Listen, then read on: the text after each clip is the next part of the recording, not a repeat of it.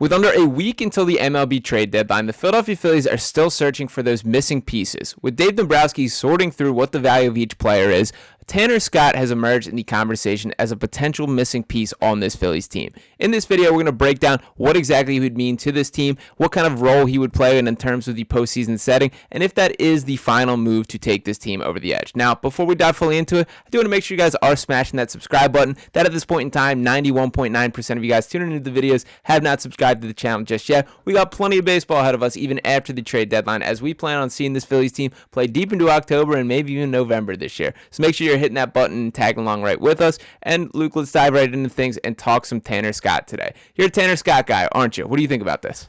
I am. Sean, I've been wanting Tanner Scott since like 2020. The dude's a freak on the mound.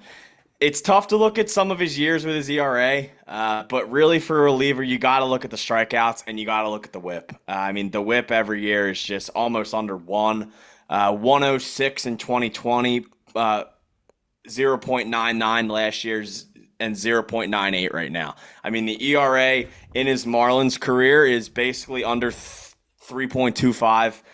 He's 104 strikeouts last year in 78 innings, and this year in only 43 innings, he already has 50 Ks. The dude freaking rakes on the mound. He's impact. He throws hard. He's everything I think this team sort of needs right now. I think the only issue right now is that he's a lefty. I think that the Phillies maybe would be a little more interested on a right-handed reliever. I think they know that they have a Matt Strahm right now, and they know that I think eventually they'll get Jose Alvarado back into shape. I think they're looking for one more right-handed reliever, but I don't think it's time for them to get too picky. I think Tanner Scott right now is absolutely the move they need to make. Wow, love that. And you're not the only one that is a big fan, as we have this headline from Bleacher Report here saying that Tanner Scott trade would cement the Phillies as World Series favorites amid the MLB rumors. Not a huge take there, as the Phillies already in that conversation, but I am in agreement that this would change this team's Phillies, and also totally agree on the standpoint of you can't get picky on the side, so that which arm they're throwing with. That you got to take what is best available, and talent wins out in my mind there. Now, a couple things. We did do a video talking about Garrett Crochet and Jack Flaherty, both guys that are more in that starter conversation, even Crochet, who you think will shift to a bullpen role. I'm very much of the mindset that the reliever is a much bigger need for this Phillies team than the starting pitching, that I can be comfortable with what they have on the mound coming out to start games. I'm a little less confident about this bullpen. And yes, Matt Strahm's been awesome. Jeff Hoffman's been awesome. I'm a little more skeptical and worried about Jose Alvarado. We're also seeing Gregory Soto start to work into some high leverage situations. And Orion Kirkring's a guy who I think we're believing in maybe a little bit more than should be the case. That yes, his stuff is nasty, but this kid is still incredibly young. And frankly, I think it was a little too much what they threw on his plate last year, and I'm worried we're heading down that exact same path. So bringing in a Tanner Scott would definitely change that, but when you're kind of picturing how these arms all shape themselves out, where does he fit into this entire equation, Luke? Yeah, so he'd instantly probably be the third best reliever in the bullpen. Okay. Right now, I would still put Hoffman and Strahm over him in a sort of high leverage, but right now, if you could have a top three of Tanner Scott in the 7th, Matt Strahm in the 8th, Jeff Hoffman in the 9th, or you could flip-flop those guys however you want depending on matchups. Having three guys with an ERA under 2.3, an ERA under 1.5 would just be absolutely absurd. I think in past years we've seen that not having enough bullpen arms really hurts you in October. It's hard to play in November when you don't have an elite bullpen.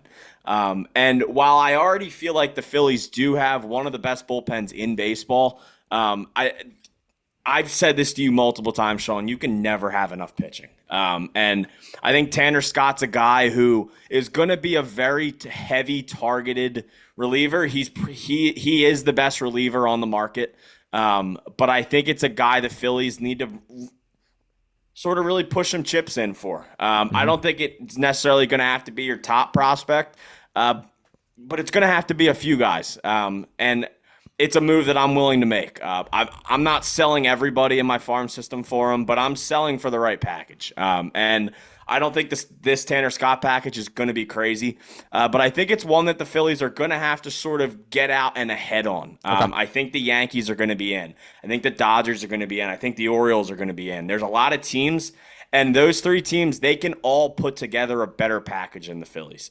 So I think if the Phillies go to the Marlins, and I think the issue really too right now is how much do the Marlins want to trade with the Phillies? I don't know much, but if the right package comes along, I think the Marlins know that they're in a spot where I think they have to take it.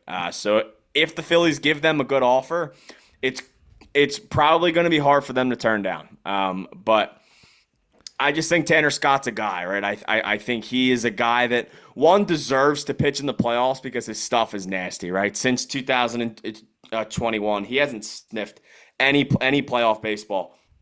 He's pitched one inning last year against the Phillies in the wild card round. That's the only inning he's ever pitched in October.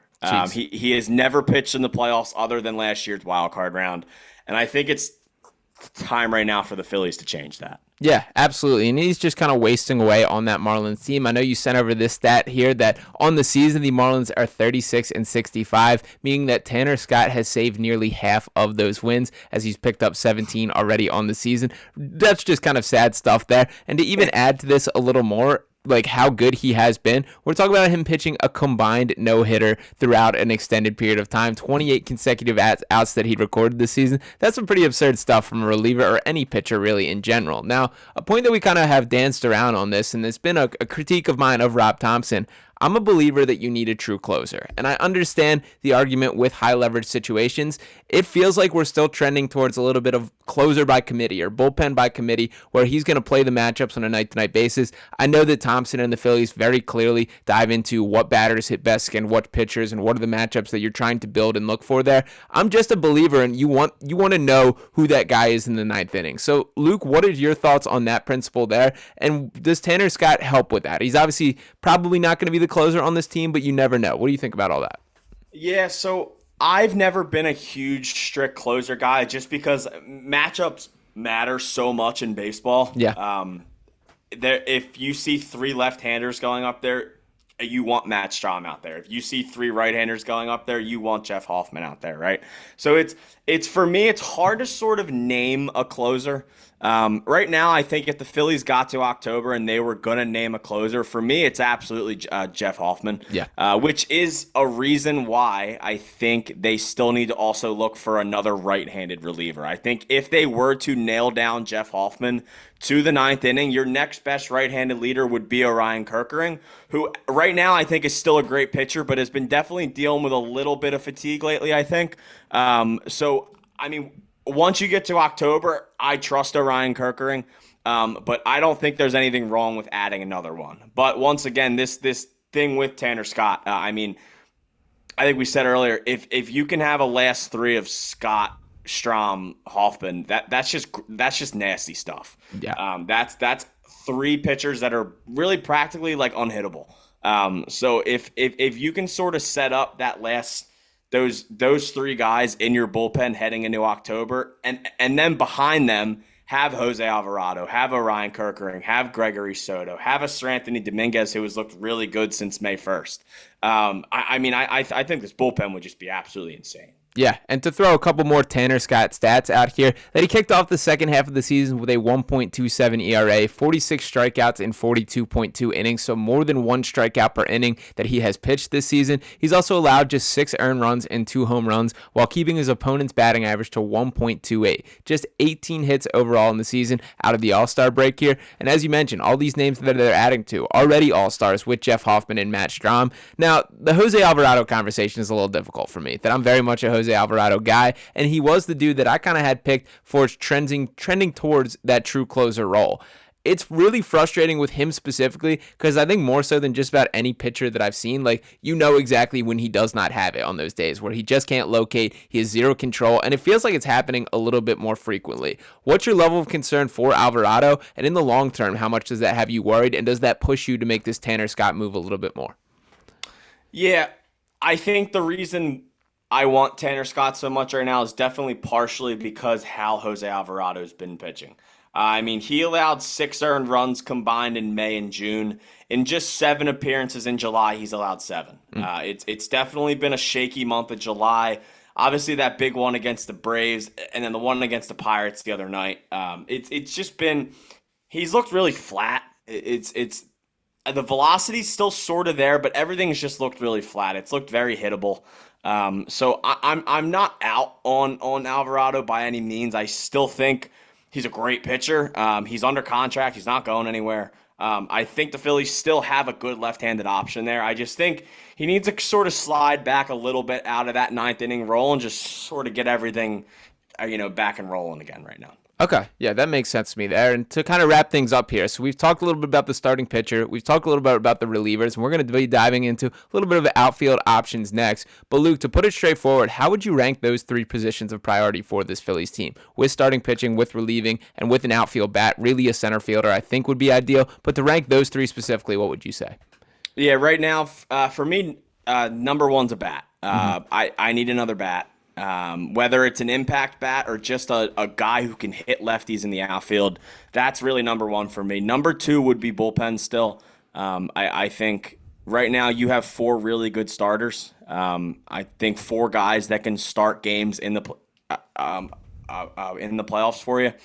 And then number three for me would probably be the rotation. Gotcha. I just think right now I don't think it's really the biggest need. So yeah, I mean for me, bat, bullpen, and then rotation. Yeah, I think I'm on the exact same page as you with all that. And even as it has been frustrating to see the Phillies hit this little bit of lull, it's kind of happening at the right time as it does push Dave Dombrowski to get active. So we need to make sure that is what happens there. So we will be there to react to whatever does happen and talk about everything beforehand as well. So just one more time, make sure you guys are smashing that subscribe button if you haven't already. 91.9% of you guys have not subscribed to the channel just yet that are tuning into these videos. We got plenty of big plans to come down as we head into the fun period of baseball, the home stretch of the season after that. So I want each and every one of you along for the ride there. Appreciate you guys for tuning into this video here. Make sure you're dropping a like and any comments you have below. We'll be back talking to you next time right here on Phillies Digest. Peace.